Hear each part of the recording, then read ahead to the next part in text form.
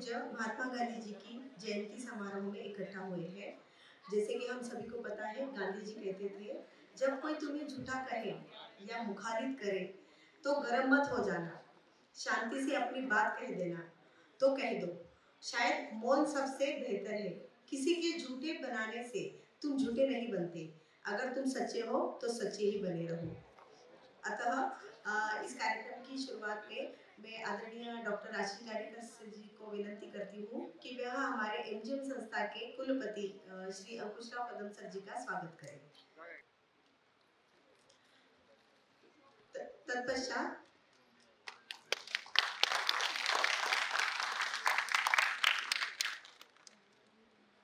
आदरणीय डॉक्टर सप्ताह सर जी से मैं विनती करती हूँ कि आज के प्रमुख व्याख्याता श्री चंद्रकांत जटाले जी का सूतमाला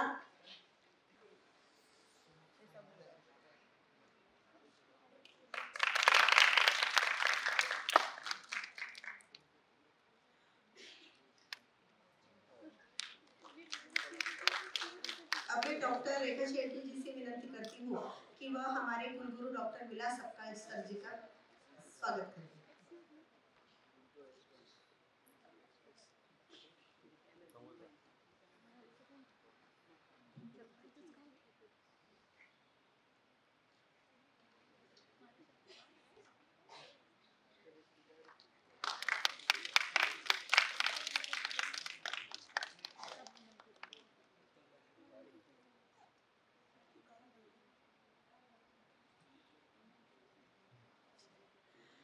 जो मनुष्य त्याग करता है और दुख मानता है, उसने त्याग किया ही नहीं, ऐसा गांधी जी का कहना था।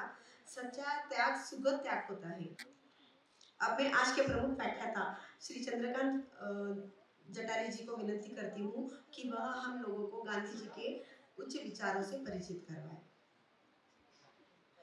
मैं अपने हमारे डॉक्टर रेखा शेट्टी जी से विनती करती हूँ कि वह श्री जटाले जी का परिचय करवाएं। चंद्रकांत जटाले हे अकोल्याचे आहेत. ते एक पत्रकार, लेखक, वक्ता म्हणून सगळ्यांना परिचित आहे. अकोल्यातील दैनिक जनयात्रा वृत्तपत्रात ते व्यवस्थापकीय संपादक आहेत. महाराष्ट्रातील अनेक वृत्तपत्रांमध्ये स्तंभलेखन त्यांनी केलेलं आहे. दैनिक अजिंक्य भारत या दैनिकातील मोडलेली चौकट या नावाने लिहिलेली गेलेली त्यांची लेखमाला विशेष गाजली. आपल्या लिखाणातून ते चौकटी बाहेरच्या विषयांना त्यांच्या सडेतोड आणि धारदार लेखनशैलीत मांडतात. सद्यस्थितीला महाराष्ट्रातील निर्भीड, रोखठोक, उत्कृष्ट वैचारिक लिखाण करणाऱ्या पत्रकारांमध्ये त्यांचं नाव आहे. देशोन्नती, दैनिक बहुजन, सौरभ, पुरोगामी संचार, बंधुप्रेम, जनयात्रा अकोला, मार्मिक, साप्ताहिक ठाणे अरुणोदय या अशा महाराष्ट्रातील अनेक दैनिक आणि साप्ताहिकांमध्ये त्यांनी दर आठवड्याला आपले लेख प्रसिद्ध केले आहेत.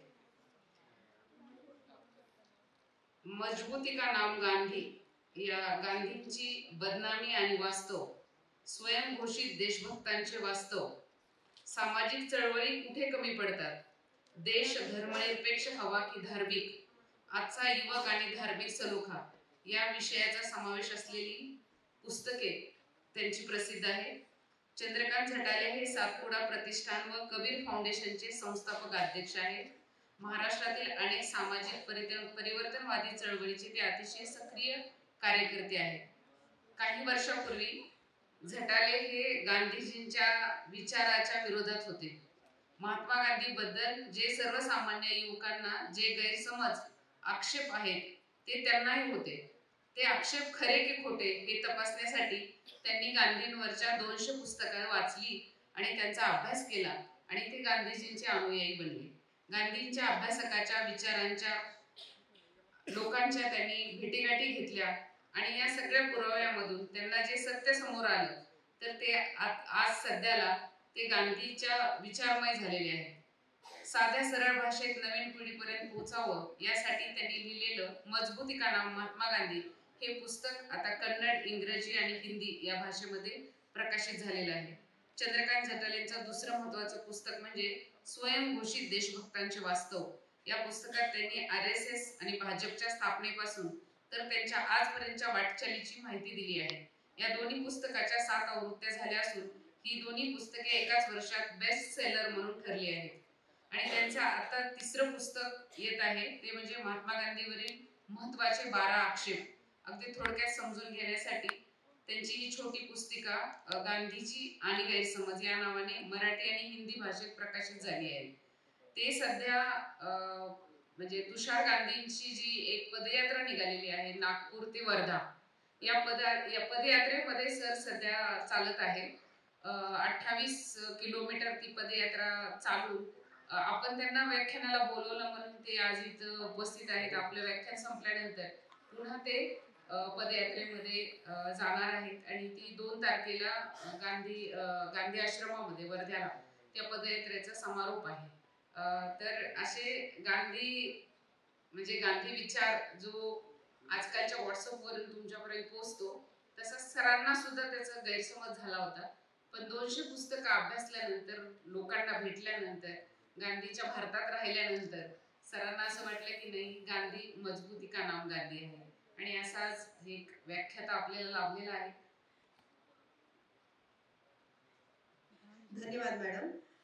जैसे कि गांधी जी कहते थे, मूल को छोड़कर जो डाल खोजता है वह भटकता रहता है। इसी सदविचार से गांधी जी ने हमें प्रेरित किया और हम देखते हैं कि हमारा पूरा गांधी परिवार जो है एमजीएम का वह इकट्ठा रहता है। तो मैं अभी आज के प्रमुख व्याख्याता श्री चंद्रकांत चटाली जी से विनती करती हूँ कि वह हमें मार्गदर्शन करें।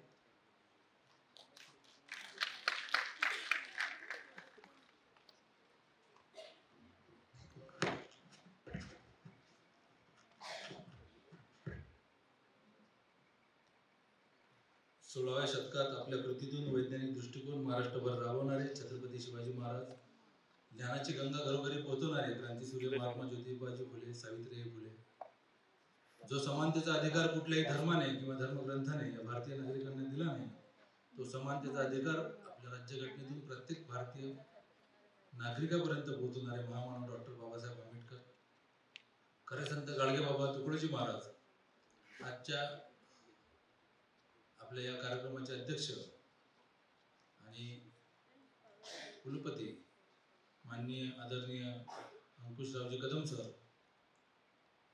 ज्यांनी मला इथं आमंत्रित केलं, असे Shri Sapkal sir, John sir, Shelke madam, Ashish sir आणि माझ्या विद्यार्थी बंधू भगिनींनो, मजबुरी का नाम महात्मा गांधी हे इथं उपस्थित असलेल्यांपैकी प्रत्येकानं कधीतरी आपल्या आयुष्यात एकदा तरी वाक्य उच्चारलं असेल अशी मी अपेक्षा करतो. असं कोणी नसेल की ज्यानं कधी म्हटलं नाही असं. आणि मजबुरी हा शब्द एखाद्या भेकळ डरपोक माणसाबद्दल जर वापरला गेला तर वाईट वाटण्याचं काही कारण नाही. पण जो जगातला सगळ्यात निर्भय माणूस होता, जगातला सगळ्यात निर्भय म्हणतोय मी, अशा माणसाबद्दल जेव्हा मजबूर हा शब्द वापरला जातो तेव्हा निश्चितच आपल्या मनाला खूप वेदना होतात. मॅडम मी सांगितलं की पहिले माझ्याही मनात अनेक शंका होत्या महात्मा गांधींबद्दल, ज्या आजच्या सामान्य युवकांच्या मनात आहेत, गांधी विरोधकांच्या मनात आहेत. पण मी तुषार गांधींच्या संपर्कात आलो त्यानंतर त्यांनी सांगितलं की तू हे जे काही तुझे प्रश्न आहेत त्या प्रश्नांची उत्तर तूच शोध. त्याच्यानंतर 2-2.5 वर्ष मी गांधींबद्दल फक्त वाचत राहिलो आणि त्यातून जे काही माझ्या हाती पडलं, जे काही उत्तर मला सापडले, ते उत्तर म्हणजे मजबूती का नाम महात्मा गांधी हे पुस्तक आहे जे मी लिहिलं आहे. त्याच्यात गांधींवरती सगळे आक्षेप लिहिले आहेत. जगातला सर्वात निर्भय माणूस यासाठी मी बोललो की एक प्रसंग सांगतो छोटासा, तिथून सुरुवात करू आपण. महात्मा गांधी रोज 5:30 वाजता उठायचे सकाळी. पण एकदा काय झालं की चंपारण बिहार मधलं जे आहे त्या ठिकाणी शेतकऱ्यांचं आंदोलन सुरू होतं आणि त्या आंदोलनाला पाठिंबा देण्यासाठी महात्मा गांधी तिथे गेले. चंपारणच्या शेतकऱ्यांचा त्रास हा होता की तिथं निळीची शेती केली जायची, जबरदस्ती करायची. जे ब्रिटिश लोक होते, व्यापारी होते, त्यांना निलावार म्हणायचे. ते आपल्या भारतीय शेतकऱ्यांना जबरदस्ती निळीची शेती करायला लावायचे आणि ते त्यांना वाटेल त्या भावात ते पीक विकत घ्यायचे. मग हा अन्याय दूर करण्यासाठी महात्मा गांधी तिथे गेले. मग महात्मा गांधी शेतकऱ्यांच्या बाजूने आले म्हणून ब्रिटिश जे व्यापारी होते ज्यांना निलावार म्हणायचे त्याच्यापैकी एक जण असं बोलला की हा महात्मा गांधी जर मला कुठेतरी एकटा भेटला ना तर याला मी गोळ्या घालून ठार मारेन. हे महात्मा गांधींना कळलं. महात्मा गांधी रोज 5:30 ला उठायचे. त्या दिवशी 3:30 वाजता उठले रात्री. आंघोळ करून तयार होऊन चप्पल घालून ते शेजारच्या गावात गेले, ज्या गावात तो निलावार राहायचा, ज्याने अशी धमकी दिली होती. आणि त्याचा दार ठोठावलं सकाळी 4 वाजता. तो चिडत बाहेर आला की एवढ्या सकाळी कोण आलं माझ्या घरी. त्याने म्हटलं काय आहे, कोण आहात तुम्ही. महात्मा गांधी म्हणतात की मी मोहनदास करमचंद गांधी आहे. मी असं ऐकलं आहे की तुम्ही अशी प्रतिज्ञा केली की हा गांधी जर कुठे एकटा भेटला तर त्याला मी गोळ्या घालून ठार मारेल. आता मी काय करू, हे लोक मला एकटे सोडत नाहीत. त्यामुळे मी एकटा एवढ्या रात्री उठून कुणालाही न सांगता तुमच्या घरी आलो आहे. तुम्ही मला गोळ्या घाला आणि तुमची प्रतिज्ञा पूर्ण करा. असं कोणी डरपोक माणूस करू शकतो? आपल्या संपूर्ण आयुष्यात 5 वेळा जीव घेणे हल्ले झाल्यानंतर सुद्धा त्यांनी कधीच सुरक्षा व्यवस्था स्वीकारली नाही, सुरक्षा स्वीकारली नाही. असे महात्मा गांधी आणि आजचे नेते आपले बघा, किती सुरक्षा तुम्हाला सांगायची गरज नाही. अशा महात्मा गांधींबद्दल जेव्हा मजबुरी शब्द वापरला जातो खूपच त्रास होतो मला.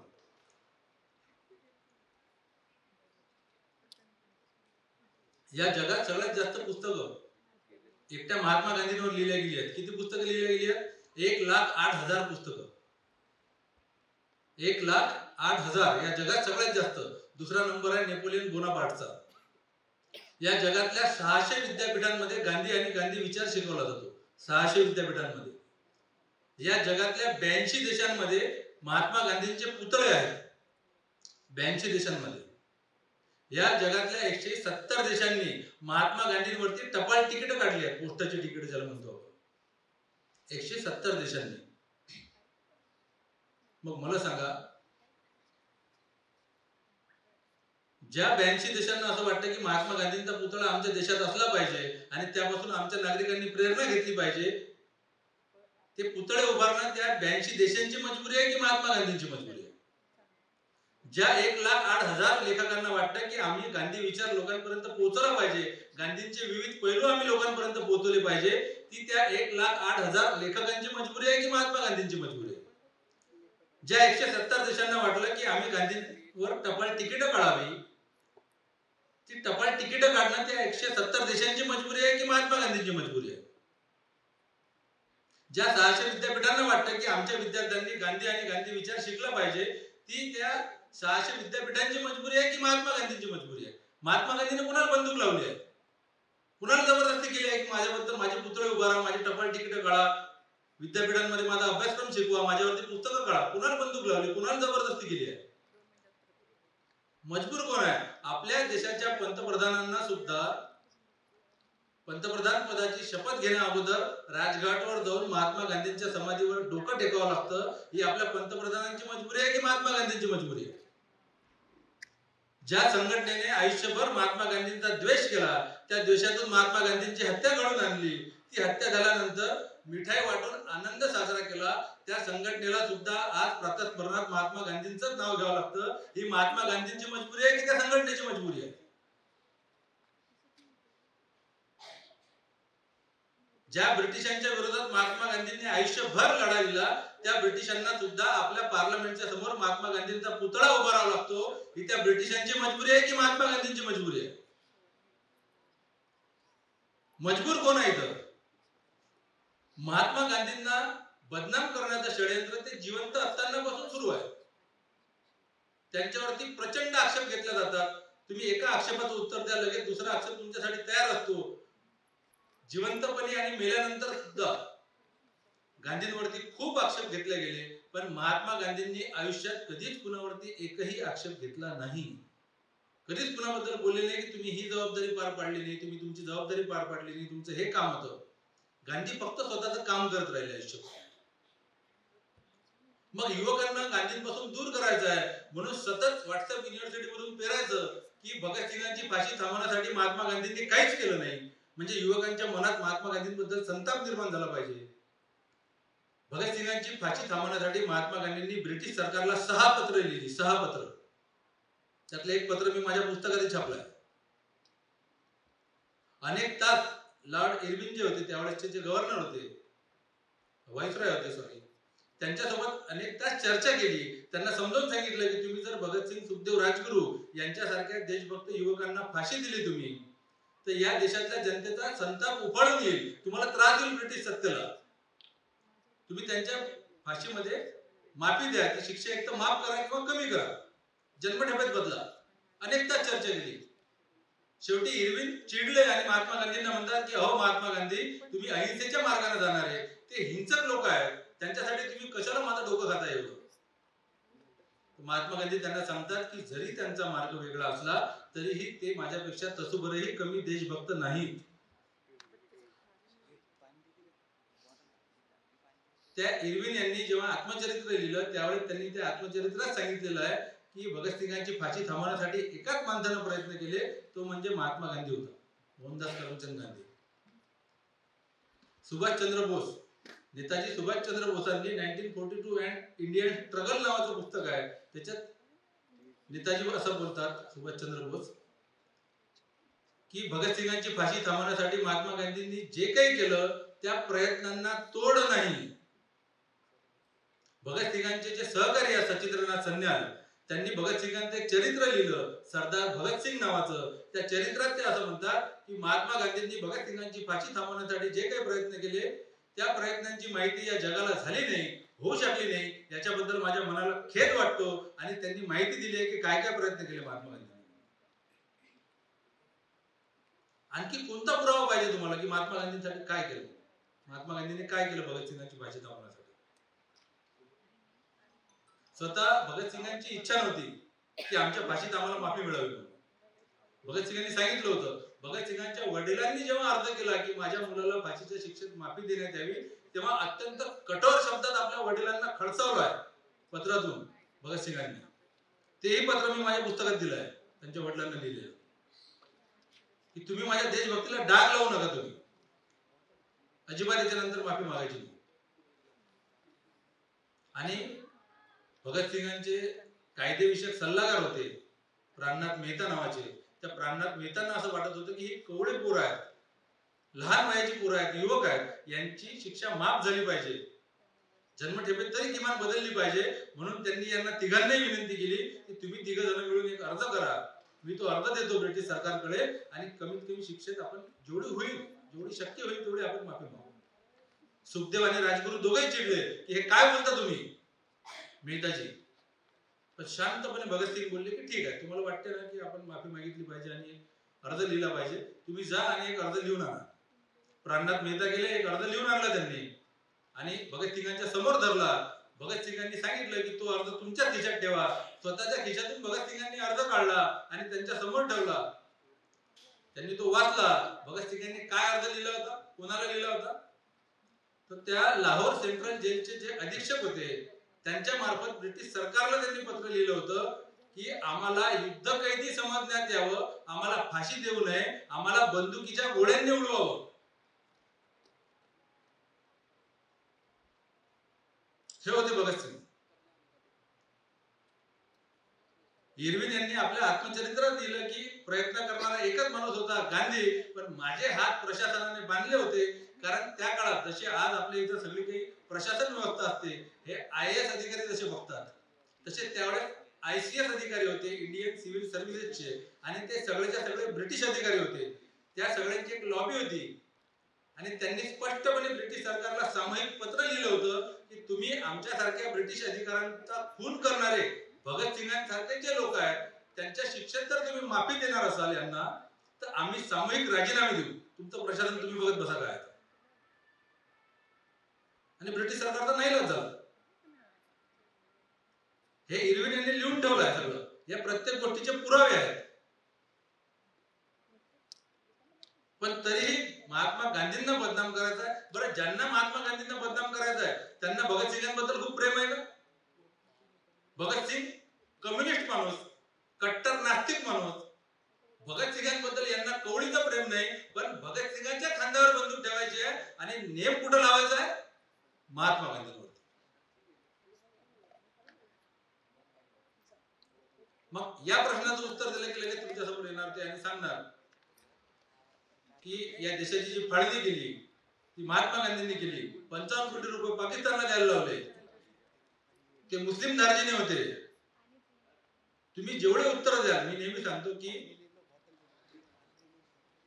हे जे प्रश्न आहेत असे तर प्रश्न आपल्या समोर कधी आले, ज्यांनी ठेवले त्यांच्या समोर आपण त्यांना प्रतिप्रश्न केला पाहिजे की ज्या संघटनेचे लोक किंवा ज्या पक्षाचे लोक आज असा प्रश्न विचारतात की महात्मा गांधींनी भगतसिंगांची फाशी थांबवण्यासाठी काय केलं, त्या पक्षाच्या नेत्यांना, कार्यकर्त्यांना आपण प्रतिप्रश्न केला पाहिजे की भगतसिंगांची फाशी थांबवण्यासाठी तुमच्या नेत्यांनी काय केलं त्यावेळेस हे सांगा. त्यावेळेसचे हिंदू महासभेचे लोक असो, राष्ट्रीय स्वयंसेवक संघाचे लोक असो, त्या काळाचे जे काही नेते होते त्यांनी भगतसिंगांची फाशी थांबवण्यासाठी काय प्रयत्न केले. एखादं पत्र लिहिलंय ब्रिटिश सरकारला, एखादा अर्ज दिलाय, एखादा सत्याग्रह केला, एखादं उपोषण आंदोलन केलं, हेही जाऊ द्या. भगतसिंगांना फाशी दिल्यानंतर ही घटना वाईट झाली, हे जे काही घडलं हे वाईट घडलं असंही म्हणायची त्यांची हिंमत नव्हती ब्रिटिशांच्या धाकानं. ते लोक आज आपल्याला प्रश्न विचारतात की भगतसिंगांची फाशी थांबवण्यासाठी महात्मा गांधींनी काय केलं. आपण त्यांना प्रश्न विचारला पाहिजे की ते जाऊ द्या, गांधीने काय केलं काय नाही आम्ही पाहून घेऊ, पण तुम्ही आम्हाला सांगा की तुमच्या नेत्यांनी काय केलं त्यावेळेस. फाळणीचा प्रश्न महात्मा गांधींवरती आरोप लावला जातो की महात्मा गांधींनी फाळणी केली. मला महात्मा गांधींचा एक प्रयत्न दाखवा, एक अशी कृती दाखवा की ज्या कृतीतून तुम्हाला असं वाटतं की महात्मा गांधी फाळणीच्या समर्थनात उभे होते म्हणून किंवा महात्मा गांधींना फाळणी पाहिजे होती म्हणून. एक प्रयत्न दाखवून द्यायचा.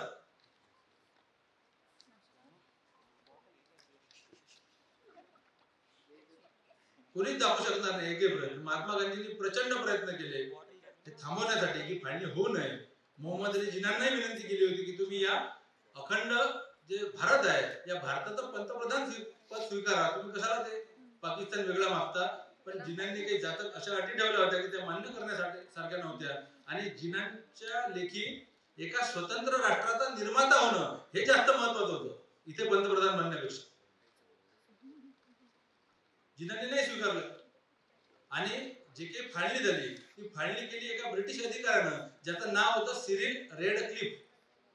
तुम्ही आजही जर गुगल केलं, गुगलवरती टाकलं रेडक्लिफ लाईन तर लगेच तुमच्यासमोर एक भारताचा नकाशा येतो जो फाळणीच्या पूर्वीचा आहे आणि त्याच्यावरती एक रेड लाईन अशी मारलेली तुम्हाला दिसेल की कुठून आपल्या देशाची फाळणी झाली, ती रेडक्लिफ लाईन आहे.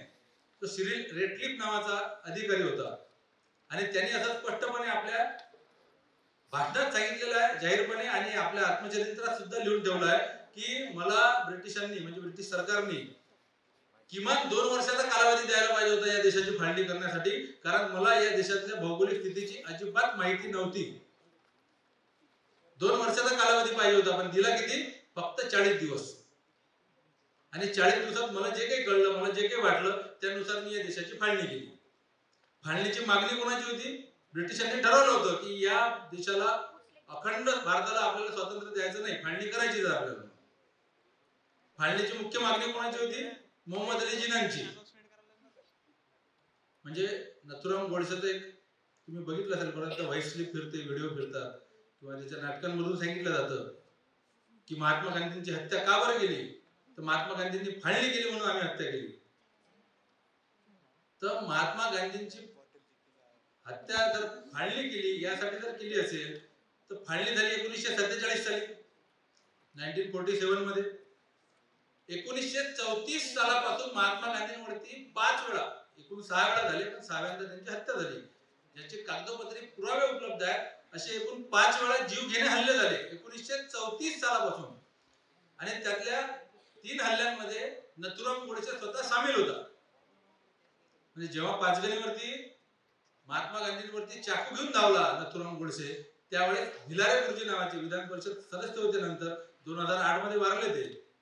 त्या भिलारे गुरुजींनी त्याला पकडलं होतं नथुरामला. मग जर फाळणीचा विषय नव्हता 1934 साली आणि फाळणीचा विषय नव्हता त्यामुळे 55 कोटीचा विषय नव्हता, मग 1934 सालापासून नथुराम गोडसेने का बरं महात्मा गांधींवरती हल्ले केले हे तो त्याच्या निवेदनात सांगत नाही. फाळणीचे प्रयत्न ब्रिटिशांचे, मागणी कोणाची? म्हणजे खून की नदियां बहाएंगे लेकिन पाकिस्तान लेके रहेंगे असं म्हणणाऱ्या जिन्यावरती नथुराम गोडसेने एकही हल्ला केला नाही. तो पत्रकार होता, त्याचा स्वतःचा न्यूजपेपर होता, त्याच्या न्यूजपेपर मध्ये एकही यांच्या विरोधात लेख लिहिला नाही, एकही ब्रिटिशांच्या विरोधात लेख लिहिला नाही, एकही सत्याग्रह केला नाही, एकही आंदोलन केलं नाही. एक वाईट शब्द बोलला नाही, हल्ला करणं तर खूप दूरची गोष्ट राहिली. म्हणजे ब्रिटिशांच्या आणि मुस्लिमांच्या ज्यांच्याबद्दल त्याच्या मनात खूप द्वेष होता त्यांच्या विरोधात एकही शब्द बोलला नाही, त्यांच्यावरती एकही हल्ला केला नाही. हल्ला कोणावरती केला? एका 80 वर्षाच्या म्हाताऱ्यावरती. आणि कोणत्या म्हाताऱ्यावरती? तर 15 ऑगस्ट 1947 ला जेव्हा इकडे स्वातंत्र्याचा उत्सव सुरू होता त्यावेळेस हा 80 वर्षाचा म्हातारा, बंगालमध्ये नोआखाली नावाचा जो भाग आहे ज्या ठिकाणी 10% फक्त हिंदू होते, 90% मुस्लिम लोक, त्या हिंदूंना वाचवण्यासाठी तिथं दंगली शमवण्यासाठी हा म्हातारा तिथं झटत होता. इकडे आनंदोत्सव स्वातंत्र्याचा सुरू होता. त्या म्हाताऱ्याला मारण्यासाठी नथुराम गोडसे पुढाकार घेतो, पण ब्रिटिशांविरुद्ध आणि मुस्लिमांविरुद्ध एकही शब्द बोलत नाही. याला आपण देशभक्ती म्हणायची? देशभक्त कोणाला म्हणायचं आपण? ज्यांना देशासाठी काहीतरी केलं. ज्यावेळेस फाळणी केली त्या फाळणीच्या करारावरती म्हणजे स्वतः लॉर्ड माउंटबॅटन जे होते, ज्यावेळेस फाळणी झाली त्यांनी लिहून ठेवलं आहे की महात्मा ही जी काही फाळणी झाली, फाळणीची जी प्रक्रिया झाली, या प्रक्रियेला एकाच माणसाचा विरोध होता, तो होता मोहनदास करमचंद गांधी. आणि त्याला आम्ही या प्रक्रियेपासून, संपूर्ण प्रक्रियेपासून दूर ठेवलं. आणि 2 मेनन बंधू होते, त्या 2 मेनन बंधूंना आम्ही पटवलं. त्यांना सांगितलं की तुम्ही सरदार पटेल आणि नेहरूंना सांगा की फाळणी करायचीच आहे, करावीच लागणार आहे आपल्याला म्हणून. आणि आम्ही याची फाळणी केली. हे ब्रिटिश पार्लमेंटमध्ये त्यांनी भाषणात सांगितलंय लॉर्ड माउंटबॅटननी. आणि डॉक्टर राम मनोहर लोहिया यांनी लिहून ठेवलंय की आम्ही सेवाग्रामच्या आश्रमात सगळेजण उभे होतो महात्मा गांधींसोबत. खान अब्दुल खान, गफार खान तिथे उपस्थित होते, सगळेजण उपस्थित होते. आणि तिथे नेहरू आणि पटेल आले दोघ जण.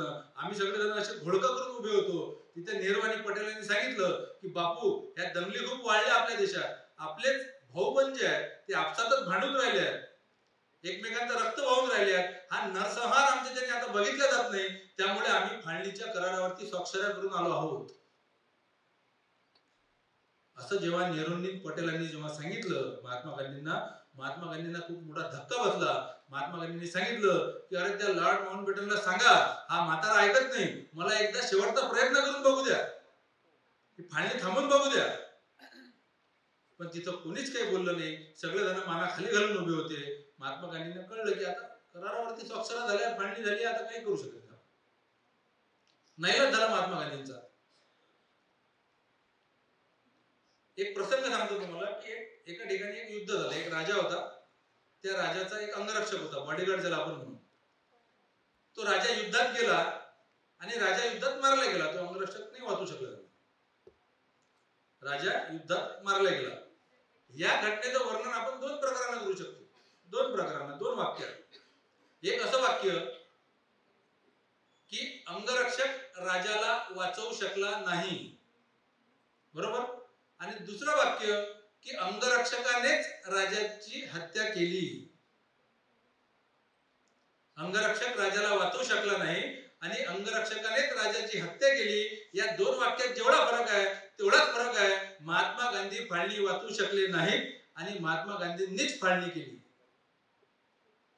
हे आपण समजून घेतलं पाहिजे. महात्मा गांधींनी पूर्ण प्रयत्न केले पण ते फाळणी थांबू शकले नाही, त्यांच्या हाती नव्हतं काही. आणि मग फाळणी झाल्यानंतर फाळणीचा करार झाला आणि 55 कोटीचा जो विषय सांगितला जातो, आपल्या ज्यावेळेस फाळणी झाली आपल्या देशाची, जसा 2 भावांमध्ये हिस्से वाटणी होते की नाही आपल्या, तशी 2 देशांमध्ये हिस्से वाटणी झाली. त्यावेळेस आपलं जे काही रिझर्व्ह बँक होती आपली, त्या रिझर्व्ह बँकेत होते 375 कोटी रुपये. त्या 375 कोटी रुपयांपैकी भारताच्या हिशावरती आले 300 कोटी रुपये आणि पाकिस्तानच्या हिशावरती गेले 75 कोटी रुपये. आपल्या हिशावरती 300 कोटी रुपये, पाकिस्तानच्या हिशावरती 75 कोटी रुपये. त्या 75 कोटी पैकी तातडीची मदत म्हणून जेव्हा हा करार झाला त्यावेळेस पाकिस्तानला 20 कोटी रुपये तातडीची मदत म्हणून देण्यात आले. 75 पैकी 20 कोटी देण्यात आले. मग उरले किती? 55 कोटी रुपये. हा करार झालाय लेखी. मग महात्मा गांधींचं असं म्हणणं होतं की आपण स्वतंत्र राष्ट्र म्हणून, कारण 2 वेगवेगळे राष्ट्र निर्माण झाले होते, 2 वेगळे देश निर्माण झाले होते फाळणीनंतर, ते एक स्वतंत्र देश म्हणून आपला हा पहिला करार आहे आपल्या देशाचा, दुसऱ्या देशासोबत केलेला. त्यामुळे आपण हा करार पाळला पाहिजे. ते 55 कोटी रुपये पाकिस्तानला दिले पाहिजे, नाहीतर आंतरराष्ट्रीय राजकारणात आपल्या देशाची प्रतिमा मलिन होईल, आपल्यावरती डाग लागेल की या देशासोबत कोणी करार करू नका, हा देश आपला दिलेला शब्द पाळत नाही, आपण लिहून दिलेला शब्दही पाळत नाही. आणि असं एकट्या महात्मा गांधींचं म्हणणं नव्हतं. त्यावेळेसचे रिझर्व्ह बँकेचे जे गव्हर्नर होते चिंतामणराव देशमुख, त्यांच्यासह अनेक मोठमोठे लोक होते ज्यांचं म्हणणं होतं की हा शब्द आपण पाळला पाहिजे, 55 कोटी पाकिस्तानला दिले पाहिजे.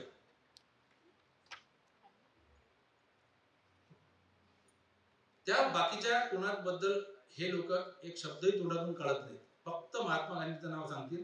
महात्मा गांधींनी उपोषण केलं याच्यासाठी की ते 55 कोटी देऊन टाका पाकिस्तानला असंही सांगतील, पण महात्मा गांधी 55 कोटी पाकिस्तानला द्यावेत यासाठी उपोषणाला बसलेले नव्हते. त्यावेळेस ज्या हिंदू मुस्लिम दंगली भडकल्या होत्या त्या दंगली शमवण्यात याव्या, थांबवण्यात याव्या, आणि दोन्हीही म्हणजे हिंदू आणि मुस्लिम दोघांचेही जे प्रतिनिधी आहेत त्या प्रतिनिधींनी मला येऊन लेखी आश्वासन द्यावं की आम्ही ह्या दंगली थांबवतो, त्याच्यानंतर मी हे उपोषण थांबवेल असं त्यांनी सांगितलं.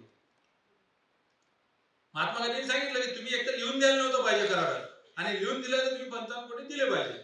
मग आपल्या सरकारने 55 कोटी पाकिस्तानला देऊन टाकले. ते दिल्यानंतर सुद्धा 3 दिवस महात्मा गांधींचं उपोषण सुरू होतं.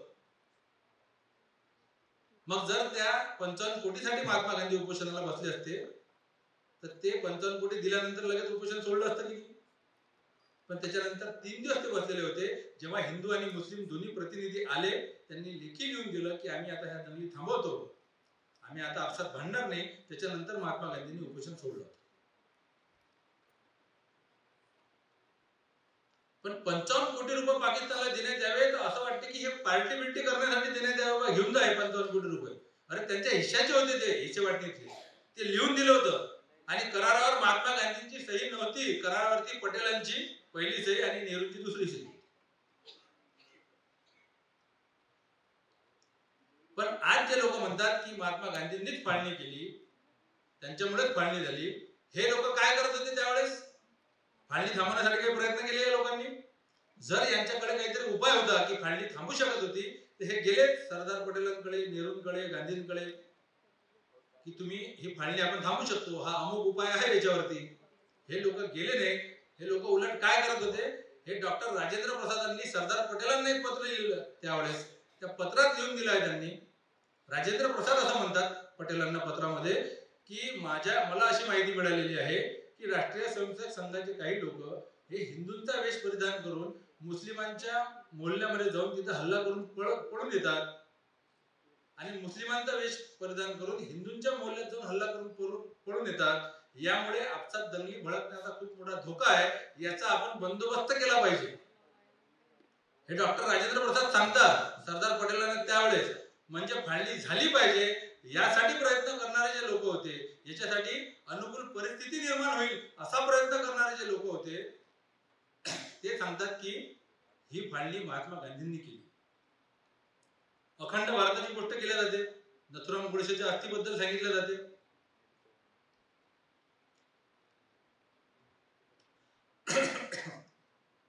नथुराम गोडसेच्या अस्थी आम्ही अजून सांभाळून ठेवल्या आहेत, आणि जेव्हा हा अखंड भारत होईल तेव्हा आम्ही ह्या अस्थी सिंधू नदीत आम्ही वाहून देऊ असं त्यांचं म्हणणं आहे.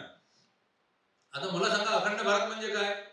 तर पाकिस्तान, बांगलादेश, अफगाणिस्तान, नेपाळ, भूटान, म्यानमार हे सगळे मिळून एक अखंड भारत आपला निर्माण. आता मला सांगा तुम्ही येणाऱ्या 50 वर्षात बाकी सगळे राज्य सोडून द्या, देश सोडून द्या, येणाऱ्या 50 वर्षात आपण साधा भूटान, एका शहरा एवढा देश आहे छोटासा, तो तरी आपण घेऊ शकतो का आपल्या ताब्यात? नेपाळ तरी आपण घेऊ शकतो का आपल्या ताब्यात? पण हे स्वप्न दाखवायचं फक्त आणि सांगायचं की हा अखंड भारत होईल तेव्हा नथुराम गोडसेच्या अस्थी, तर त्या अस्थींची हकीकत तुम्हाला सांगतो की डीजी खोसला नावाचे न्यायाधीश आहेत, त्या डीजी खोसला नावाच्या न्यायाधीशांनी एक पुस्तक लिहिलं आणि त्यामुळे ते त्यांनी असं लिहून ठेवलं आहे की ज्यावेळेस नथुराम गोडसेला फाशी दिली गेली त्यावेळेस मी तिथं खुद्द हजर होतो, त्या तुरुंगात मी हजर होतो. माझ्या समोर आपटेला आणि गोडसेला फाशी दिली गेली, त्या दोघांनाही तुरुंगातल्या रूम मधून काढण्यात आलं, आणि त्या दोघंही घोषणा देण्याचा, अखंड भारत अशा घोषणा देण्याचा प्रयत्न करत होते. त्यांचा आवाज चिरका झाला होता, त्यांच्या आवाजात दम राहिला नव्हता, त्यांचे पाय जे आहेत ते अडखळत होते, थरथरत होते. त्यांना जेव्हा फासावरती चढवलं गेलं, दोघांनाही असा काळा बुरखा घातला गेला, दोघांना जेव्हा फासावर चढवलं गेलं तर आपटेचा लगेच जीव गेला, पण नथुरामाचा जो देह आहे तो 15 मिनिटापर्यंत फडफडत होता. 15 मिनिटानंतर नथुरामाचा जीव गेला. त्या दोघांनाही खाली उतरवण्यात आलं. तिथं त्यांचा अंतिम संस्कार करण्यात आला आणि त्यांच्या दोघांच्याही ज्या अस्थी आहेत त्या राजस्थानातल्या घग्गर नदीमध्ये अज्ञात स्थळी वाहून देण्यात आल्या.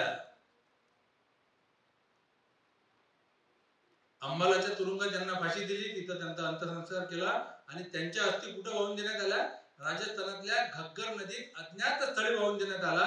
आता हे लोक कुणाच्या अस्थी घेऊन फिरतात मला कळत नाही.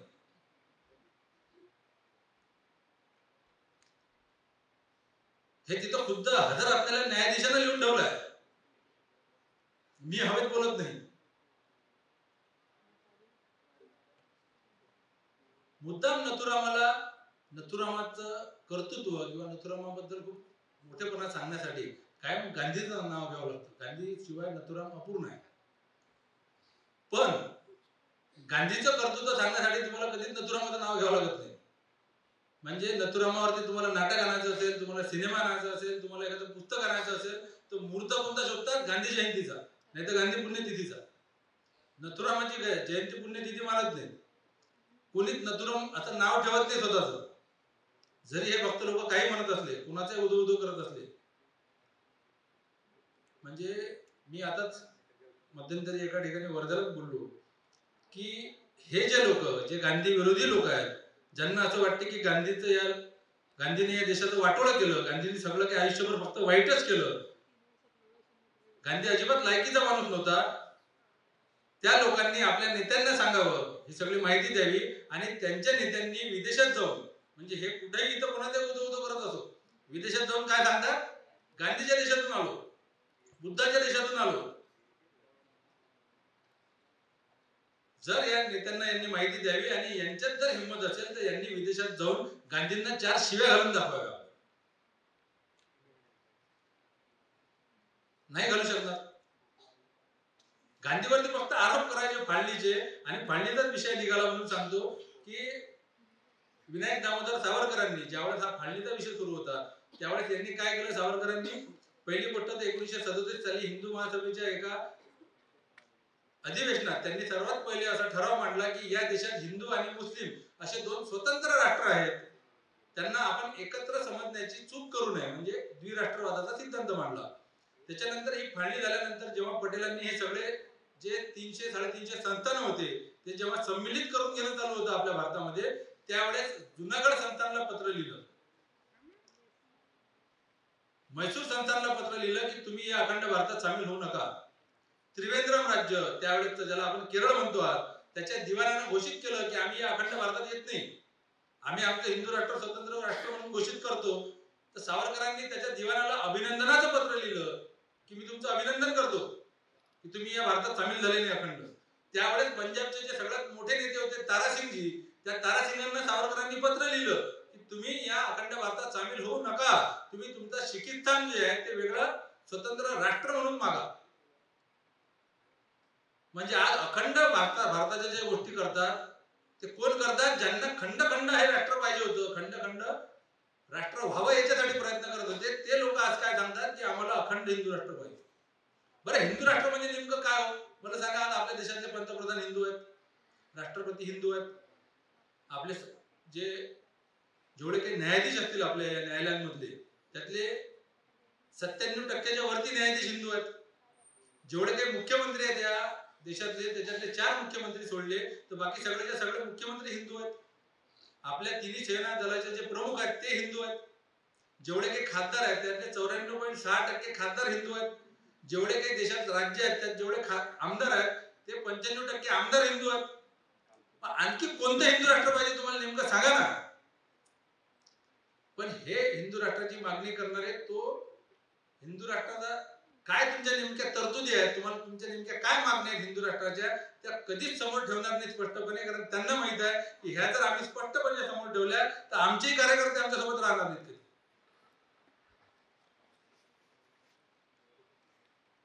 मग म्हणून काय करायचं की एक सल असते मनात की स्वातंत्र्य लढ्यात आमचा सहभाग नव्हता, मग स्वातंत्र्य लढ्याशी ज्या काही संबंधित गोष्टी आहेत त्या सगळ्या बदलायच्या. आणि त्याच्यात सगळ्यात मोठी अडचण होती महात्मा गांधी. महात्मा गांधींची एक आरोप करून बदनामी करायची आणि मग दलितांमध्ये, बौद्धांमध्ये, आंबेडकरवाद्यांमध्ये महात्मा गांधींबद्दल गैरसमज निर्माण झाला पाहिजे म्हणून सांगायचं की डॉक्टर बाबासाहेब आंबेडकर आणि महात्मा गांधींमध्ये शत्रुत्व होतं. आणि याच्यासाठी पुरावा काय? तर पुणे करार. पुणे करार काय होता? तर पुणे कराराचे महात्मा गांधी आणि डॉक्टर बाबासाहेब आंबेडकर या दोघांमध्ये एका पिढीचं अंतर होतं, दोघांच्या वयामध्ये.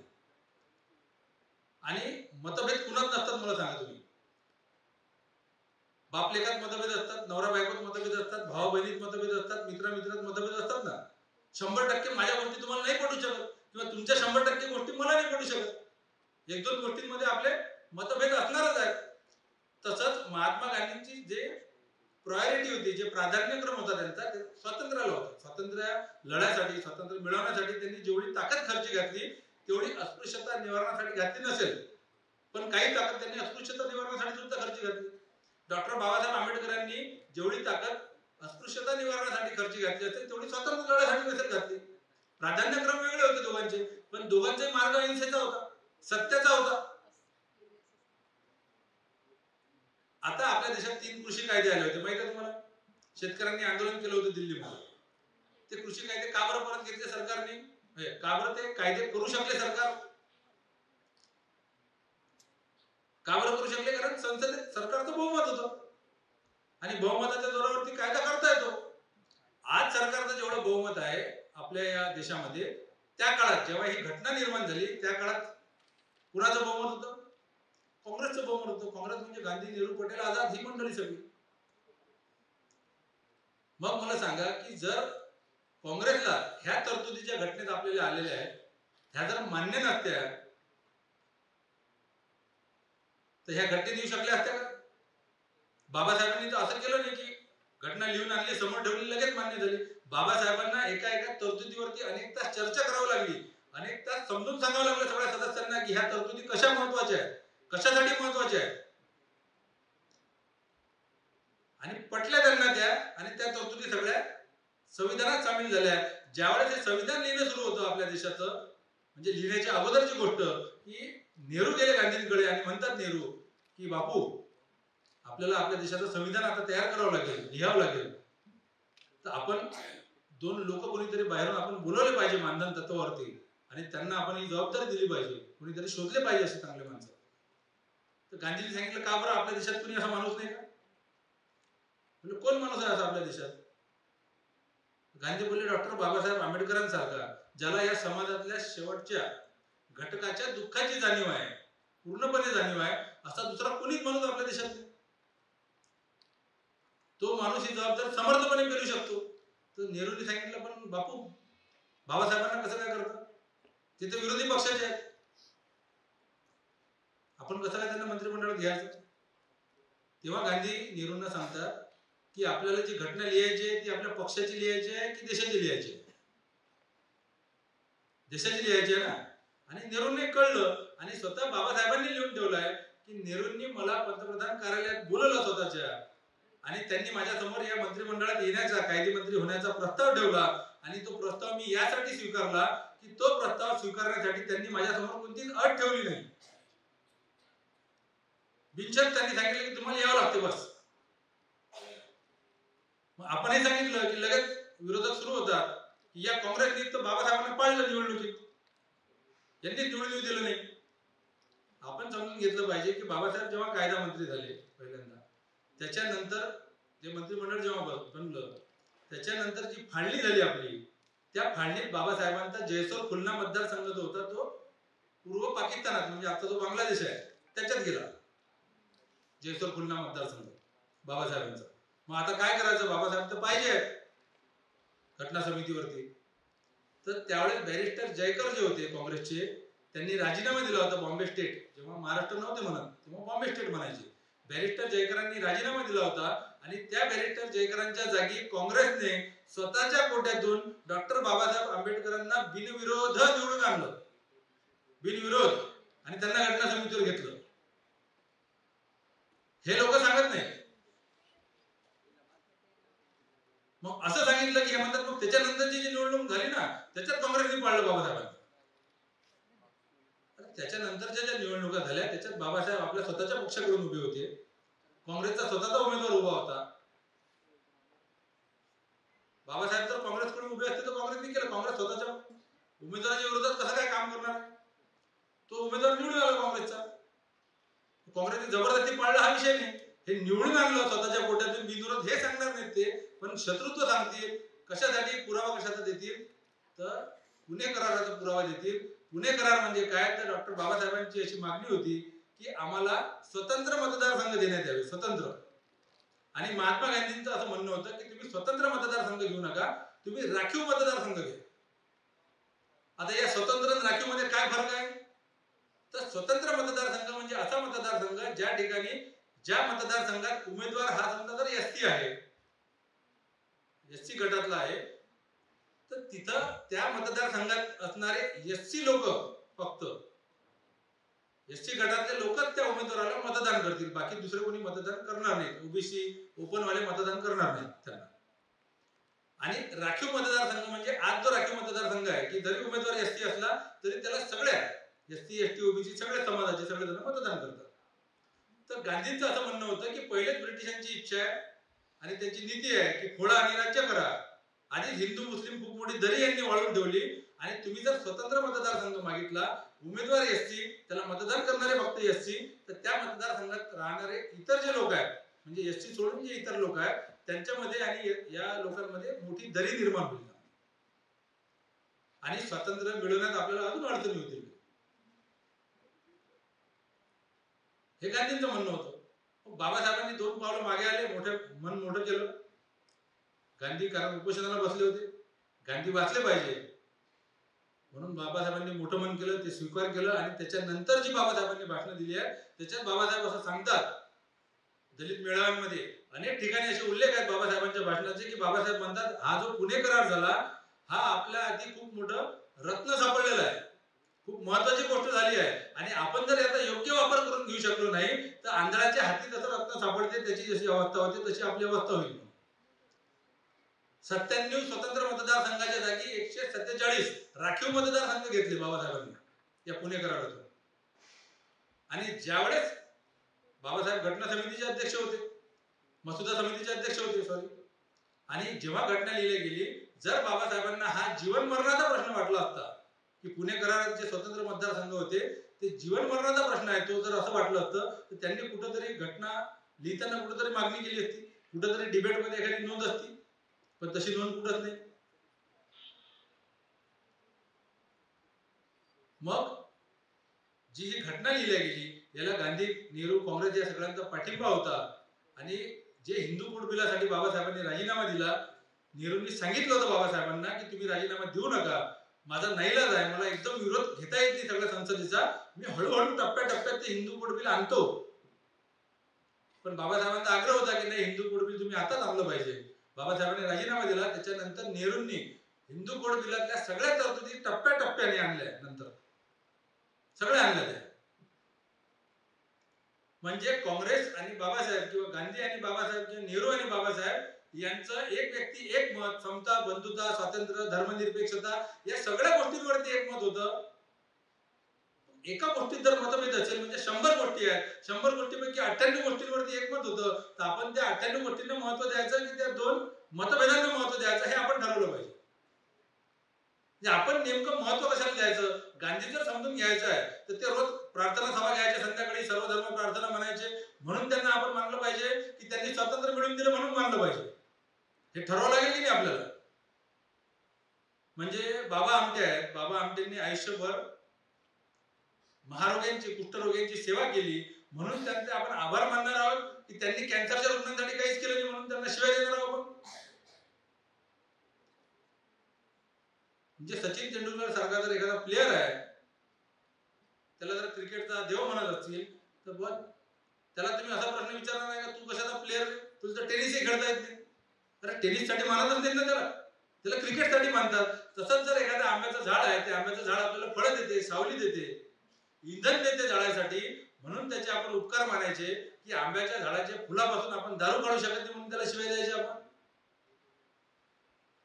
हे आपण ठरवलं पाहिजे ना. एक कुणीतरी माणूस आहे, एक परफेक्ट कोणीच नसते, चुका आपण जो कधीच चुकला नाही त्याला ईश्वर म्हणू. जो एकदमच कमी चुकतो, कधी कधी चुकतो, त्याला आपण संत म्हणू कोणाला तरी, पण गांधी शेवटी माणूस होते ना. काही झालं असतील चुका त्यांच्या, जो काम करतो त्याची चूक होईल ना. 2 इंजिनियर आहेत, यांना एका आयुष्यात एका जणांना 2-3 हजार किलोमीटरचा रस्ता बांधला आणि दुसरा एक इंजिनियर आहे, त्यानं कधी 1 किलोमीटरचा रस्ता बांधला नाही. हा 1 किलोमीटरचा रस्ता न बांधणारा इंजिनियर त्यात 5000 किलोमीटरचा रस्ता बांधणाऱ्याच्या चुका नाही काढू शकत ना. तर तू बांधून दाखव ना पहिले, तू काहीतरी करून दाखव. त्यामुळे आरोप किंवा आक्षेप घेण्याचा अधिकार कोणाचा आहे? ज्यांनी काहीतरी आयुष्यात करून दाखवलं. गांधींबद्दल आता अनेक मुलांच्या डोक्यात भरलं जाते आणि महत्वाचं आहे सगळ्यात की गांधींचं ब्रह्मचर्याचे प्रयोग अनेक मुलं अनेक विद्यार्थी मला विचारतात की सर तुम्ही याच्याबद्दल बोललं पाहिजे, आम्हाला सांगा उत्तर. मी त्यांना सांगतो की या ब्रह्मचर्याच्या प्रयोगाचा जे लोक आरोप लावतात तुमच्या सांगतात तुम्हाला, त्यांना पहिले विचारा की तुम्हाला ही माहिती भेटली कुठून. शोध पत्रकारिता केली, खूप वर्ष तुम्ही संशोधन केलं, कुठून तरी माहिती खोदून काढली नाही, पुन्हा लिहून ठेवली आहे? महात्मा गांधींनी स्वतः लिहून ठेवली आहे. म्हणजे माझा बाप मरत असताना माझ्यामध्ये कामेच्छा निर्माण झाली आणि मी माझ्या बापाला सोडून माझ्या बायकोजवळ गेलो असं स्पष्टपणे लिहून सांगणार आहे. याच्यानंतर हे मी जे लिहून राहिलो, म्हणजे गांधींनी असा कधी विचार केला नाही की मी जर असं कधी लिहिलं तर माझ्या प्रतिमेला किती मोठा धक्का बसेल नंतर, किंवा लोक काय विचार करतील. अजिबात नाही. अंतर्बाह्य सर्वात पारदर्शक माणूस, एवढी हिंमत कुणातच नाही.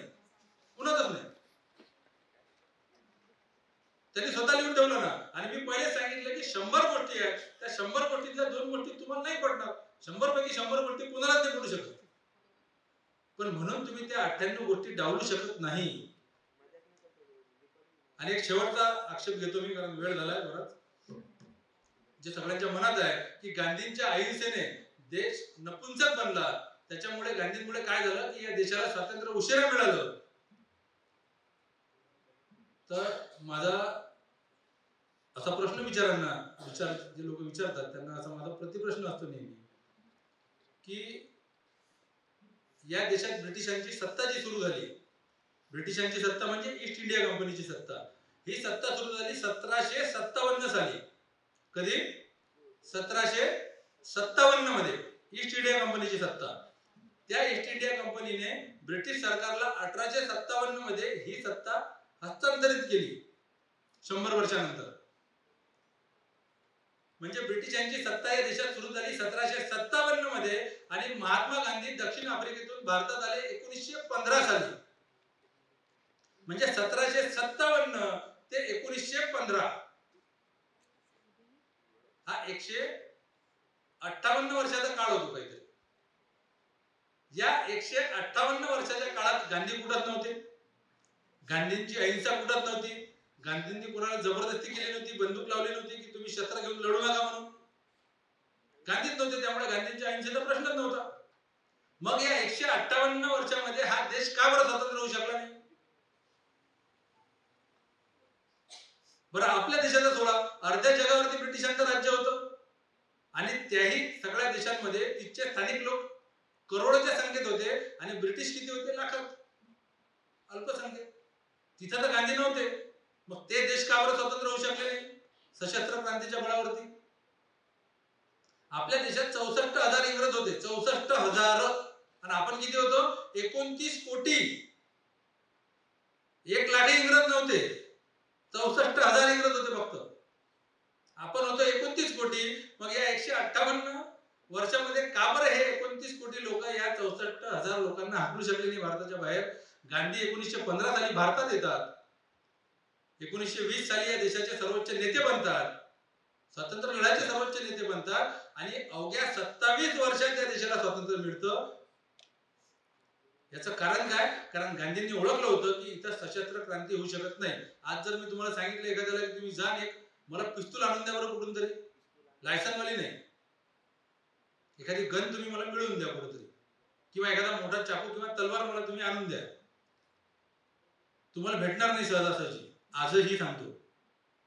त्या ब्रिटिशांच्या काळात पहिले तर शस्त्र उपलब्ध नव्हते. सशस्त्र क्रांती आज जे आपण म्हणतो की विविधता आपली खूप सुंदर आहे आपल्या देशाची, ही सगळ्यात मोठी अडचण होती, भाषेची अडचण होती. सशस्त्र क्रांती जर एखाद्या बंगालमध्ये जर कुठेतरी सशस्त्र उठाव झाला, काही सैनिकांनी स्वातंत्र्य सैनिकांनी केला, तर त्याची माहिती महाराष्ट्रात पोहोचेपर्यंत 3-4 महिन्याचा कालावधी लुटून जायचा.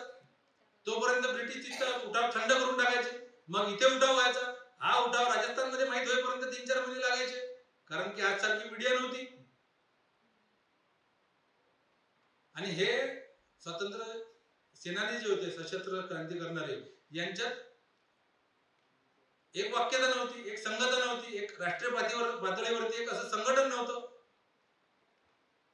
आणि सगळ्यात महत्वाची गोष्ट की कोणीतरी जर बंदूक घेऊन उठाव करते तर इंग्रजांना त्याला दडपून टाकणं, त्याला लगेच अटक करणं, त्याला फासावर चढवणं अत्यंत सोपं होतं. हे गांधींनी ओळखलं होतं. त्यामुळे गांधींनी सामान्य माणूस आहे. आता जर मी तुम्हाला म्हटलं की माझं एका ठिकाणी भांडण झालंय, चला बरं माझ्यासोबत, त्याला एका जणाला आपल्याला मारायचं आहे, ती म्हणा चला सर पुन्हा बघून घेऊ आपण. तुम्हाला मी म्हटलं की चला माझ्या एका ठिकाणी भांडण झालंय, तुम्ही माझ्यासोबत चला, सगळे विद्यार्थी, ते खूप मारतील आपल्याला, डोकं फोडतील, आपले हातपाय तोडतील, रक्तबंबाळ करतील, पण आपण एक शब्द बोलायचा नाही उलटून, आपण हात उचलायचा नाही उलटून. तुम्ही म्हणाल सर तुम्ही जण मरायला कशाला आम्हाला घेऊन जाता सोबत, हिंमत कशाला लागते. गांधींनी ओळखलं होतं. आताच मग आता जे नाटक तुम्ही बघितलं असेल, त्या नाटकात जे सांगितलं, चरख्याचा विषय जो सांगितला, गांधींनी सशस्त्र क्रांती करण्यासाठी फक्त चरखाच चालवलं आयुष्यभर, दुसरं काहीच केलं नाही. बसून राहिले एका जागी, चरखा चालवत राहिले आणि स्वातंत्र्य मिळालं, असं झालं का? चरखा चालवणं हा स्वातंत्र्य लढा जो होता संपूर्ण, त्या स्वातंत्र्य लढ्यात जे अनेक डावपेच होते त्यातला एक डावपेच होता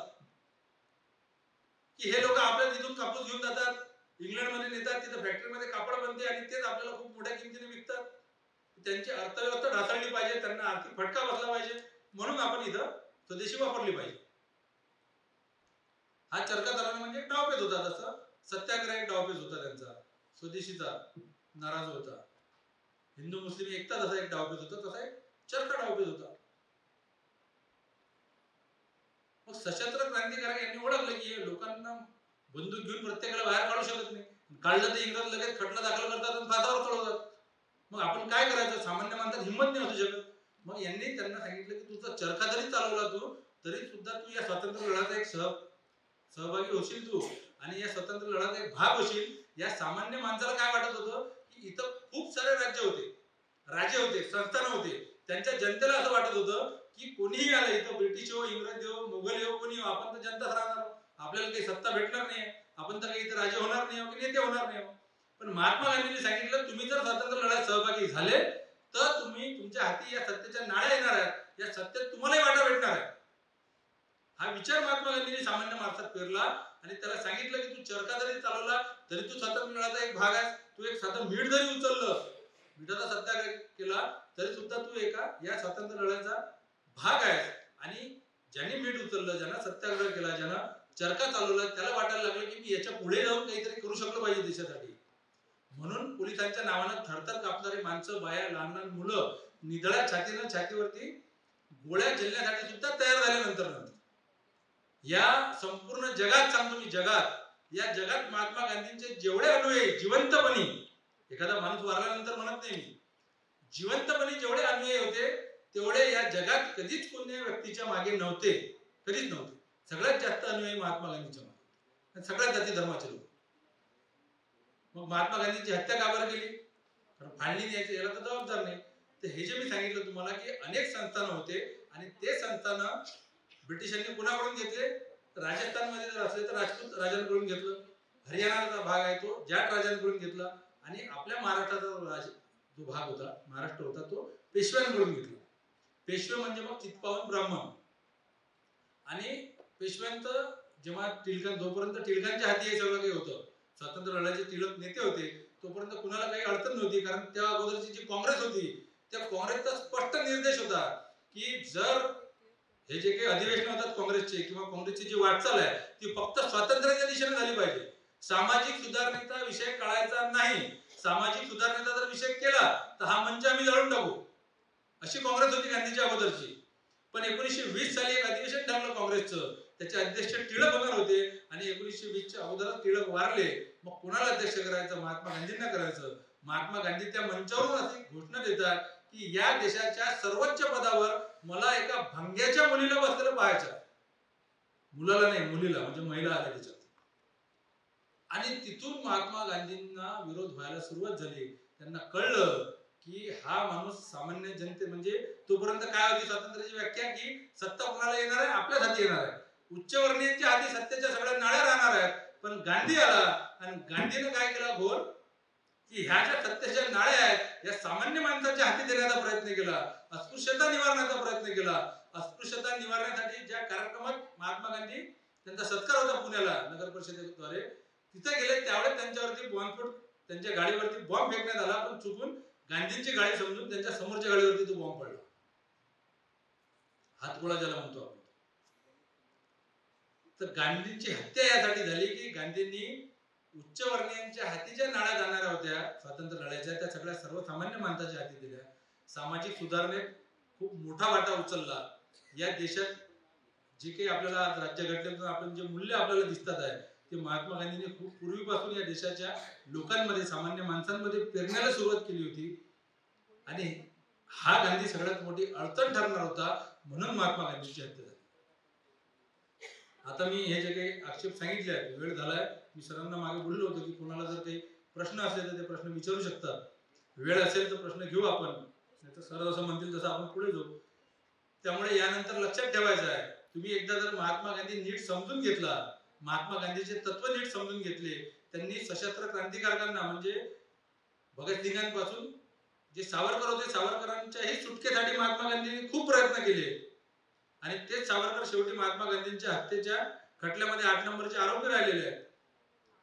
हे सगळं जर तुम्ही पाहिलं, सशस्त्र क्रांतिकारक म्हणजे क्रांतिसिंह नाना पाटील, तुमच्या सगळ्यांना माहिती आहे, तुम्हाला नव्याने सांगण्याची गरज नाही. त्यांनी सुद्धा महात्मा गांधींच्या नेतृत्वात काँग्रेसमध्ये प्रवेश घेतला होता. जे जवळकर सत्यशोधक चळवळीतले, त्यांनी सुद्धा महात्मा गांधींच्या नेतृत्वात काँग्रेसमध्ये प्रवेश घेतला होता. या स्वातंत्र्य लढ्यात ते उतरले होते. असे सशस्त्र क्रांतिकारकांना आणि अहिंसक लढा देणाऱ्या क्रांतिकारकांना सगळ्यांचेच सरसेनापती असणारे महात्मा गांधी तुम्ही जर एकदा नीट समजून घेतले, व्हॉट्सअप युनिव्हर्सिटीतून नाही, पुस्तकातून, संदर्भातून, पुराव्यातून जर नीट समजून घेतले तर मला विश्वास आहे की आज तुमच्या मनात जे गांधींची विलन म्हणून प्रतिमा आहे तेच गांधी उद्या तुमचे हिरो असतील. त्यामुळे यानंतर कायम लक्षात ठेवायचं, मजबुरी का नाम महात्मा गांधी नाही तर मजबूती का नाम महात्मा गांधी. धन्यवाद. मला या ठिकाणी बोलवलं, महात्मा गांधींबद्दलचे काही आक्षेप दूर करण्याची संधी दिली याबद्दल मी आयोजकांचे आभार मानतो. थांबतो. धन्यवाद. सर, विश्व भर का निर्भय व्यक्ति के रूप में आपने गांधी जी का अभ्यास किया, उनके जीवन के विभिन्न आयामों को आपने हम लोगों से परिचित करवाया. उसी प्रकार से पुणेकरण डॉक्टर बाबा साहेब अम्बेडकर जी के अभिमतों को भी आपने अभिव्यक्त कराया. और आज की जो पीढ़ी के मन में जो पूर्वग्रह होते हैं, कुछ भ्रम होते हैं गांधी जी के बारे में, उन्हें उन पर जो आक्षेप है उन आक्षेपों को आपने यहाँ पर हम सभी के समक्ष प्रस्तुत किया और उसको अभिमत के द्वारा जो है सबूत के तौर पर जो है वह स्पष्ट किया. इसलिए मैं एमजीएम परिवार की ओर से आपकी आभारी हूँ. इसलिए जैसे कि कहा जाता है कि जो मनुष्य अपने पर काबू नहीं रख सकता वह दूसरों पर कभी काबू नहीं रख सकता. सच्चा काबू यह नहीं है कि वह दूसरों पर काबू रखे, स्वयं पर काबू रखने का जो सत्कार्य गांधी जी ने किया और हमें एक प्रेरणा दी. इसी प्रेरणा के तौर पर अब मैं हमारे एमजीएम विश्वविद्यालय के कुलगुरु जी से विनंती करती हूँ कि वह अध्यक्ष समारोह करें.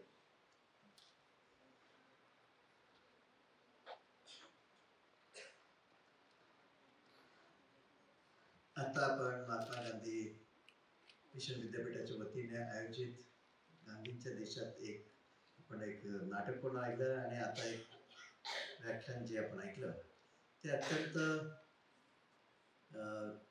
विचारपूर्वक, सिस्टमॅटिक, डेटा कलेक्शन, त्याचं ॲनालिसिस आणि मग प्रेझेंटेशन, पुष्कळशा गोष्टी आपल्याला माहीत नसतात आणि मग त्याच्यातून आपल्याला एक अलग प्रकारचंच मतं तयार होतात. 200 पुस्तकं वाचल्यानंतर सरांनी ज्या पद्धतीने आपले मत तयार केलं आणि त्याला फॅक्च्युअल पद्धतीने आपल्यासमोर मांडलं, खरोखर एक मी तर म्हणेल की हा एक पुस्तक लिहिण्यापेक्षा एक संशोधनाचा एक भाग झाला. PhDचं एक थेसिस तयार झालं असेल आणि त्याच्या माध्यमातून ही अशाच आता आज आपल्याला कल्पना आहे की AIच्या माध्यमातून काही आपण ॲनालिसिस, रेडीमेड ॲनालिसिस घेण्याचा प्रयत्न करतो, परंतु परंतु स्वतः वाचून त्याचा अभ्यास करून ज्या पद्धतीने ॲनालिसिस करायला पाहिजे ते एक त्याचं खरोखर एक चांगलं उदाहरण आता आपल्यासमोर सादर झालं. गांधीजींच्या जयंतीनिमित्त आपण जे काही कार्यक्रम करतो त्याच्या माध्यमातून आपण प्रेरणा घेतो आणि ते आपल्या जीवनामध्ये ज्या काही गोष्टी कधी कधी मागे पडतात त्याला आपण पुन्हा पुनरुत्थान ज्याला म्हणता येईल ते करतो आणि मग त्यापासून आपल्याला जे शक्ती गती मिळते त्याचा आपण आपल्या आयुष्यामध्ये जीवनामध्ये उपयोग करू शकतो. खरोखर विद्यापीठाचं एक कामच आहे की अलग अलग पद्धतीने विचाराचं मंथन झालं पाहिजे आणि वैचारिक मग आपली जी बैठक आहे ती प्रगल्भ झाली पाहिजे. मी पुनश्च सरांना MG विद्यापीठाच्या वतीने आभार व्यक्त करतो आणि आपल्या सर्वांचं पण अभिनंदन करतो. धन्यवाद. धन्यवाद सर. तुम्हें खुशी तब मिलेगी जब अपने सोच और कथन में सामंजस्य बैठा होगा. अतः दुनिया बदलने से पहले स्वयं में बदल लाने का मूल मंत्र गांधी जी ने हमें दिया था. वे छात्रों से कहते थे ऐसे जिए कि जैसे आपको कल मरना है और सीखे ऐसे जैसे आपको हमेशा जीवित रहना है. ऐसे ही गांधी जी के विचारों को लेकर पदक्रमण करने वाले हमारे डॉक्टर जॉन चेल्लादुरई से मैं विनती करती हूँ कि वे आज के कार्यक्रम का आभार व्यक्त करें. नमस्कार. महात्मा गांधी मिशन यूनिवर्सिटी एक समग्र समझ के आधार पर विद्या देने का कोशिश करते हैं. हम 7 फैकल्टी से हम जो विद्या देते हैं उसके साथ साथ एक नैतिकता और एक फंडामेंटल जिंदगी का फंडामेंटल क्या है वो भी देने का कोशिश करते हैं. ऐसा एक फंडामेंटल हमको गांधी के सत्य के आधार पर मिला है, उसको हम हर मौके पे छात्र को देने के लिए कोशिश करते हैं ताकि वो सत्य के आधार पर वो सोचना शुरू करते हैं. उनका विद्या उनको सही रास्ता पर एक सफल पूर्व जिंदगी जीने के लिए और समाज को उपयोग पूर्व जिंदगी जीने के लिए मदद करेगा. वो कोशिश के अंदर अभी हम इस तरह का प्रोग्राम आयोजित करते आते हैं. गांधी जयंती गांधी ने नहीं चाहते थे इस तरह का मनाना है. उन्होंने बोला मेरा जन्मदिन को आप चरखा जयंती ऐसा मनाइए. चरखा जयंती का मतलब यह है एक शाश्वत तकनीक को अपना जिंदगी में स्वीकार करने का अध्ययन करने का मौका है. चरखा एक इंस्ट्रूमेंट है, हम सबको मालूम है. वो एक मेटाफर भी है. जिंदगी का ऑप्टिमाइज करना है, अप्रोप्रिएट करना है. वो सामूहिक जिंदगी हो, राजनीतिक जिंदगी हो या कल्चरल लाइफ हो या विद्या हो या आपका उत्पादन हो, खेती हो, उसमें ऑप्टिमाइज करने का कोशिश करिए. वही अहिंसा है, वही तत्व चरखा के आधार पर हमको मिलता है ऐसा बोले. तो आज उसी तरह एक कोशिश को हमने किए हैं. हमको चंद्रकांत जटाले जी जिंदगी का समझ में हम इधर उधर होते जा रहे हैं उसमें ऑप्टिमाइज करने के लिए एक बेहतरीन तरीके एक हिस्टोरिक इंफॉर्मेशंस को लॉजिकली रखे थे. उनको हम बहुत बहुत धन्यवाद देते हैं. इनका रेखा जी ने सजेस्ट किए, बहुत ही अच्छा एक व्यक्ति को आपने सजेस्ट किया, आपको भी धन्यवाद है. छात्रों को धन्यवाद. हमारे विभाग जो म्यूजिक एंड ड्रामा विभाग है उन्होंने एक बेहतरीन नाटक के द्वारा अहिंसा या हिंसा से दूर होना है इसके संदेश दिए. उनको धन्यवाद है. और आज एक सोलफुल भजन प्रस्तुत किए हमारा भक्ति जी और राहुल खरे टीम, उनको धन्यवाद देता हूँ. ये सभी को संभव करने के लिए हमको प्रेरित करते रहते हैं. हमारा कुलपति साहब अंकुशराव कदम जी और माननीय वाइस चांसलर साहब विलास अक्काल जी और सचिव साहब डॉक्टर आशीष काडेकर जी और हमारा डीन मंडल और HODs, ये सबको हम धन्यवाद देते हैं। इसी तरह हम अध्ययन करते चले ताकि आप अपना विद्या के साथ एक सही समझ को प्राप्त करें, ताकि आप एक बैलेंस जिंदगी जिए, आपके द्वारा ये समाज भी प्रेरित हो।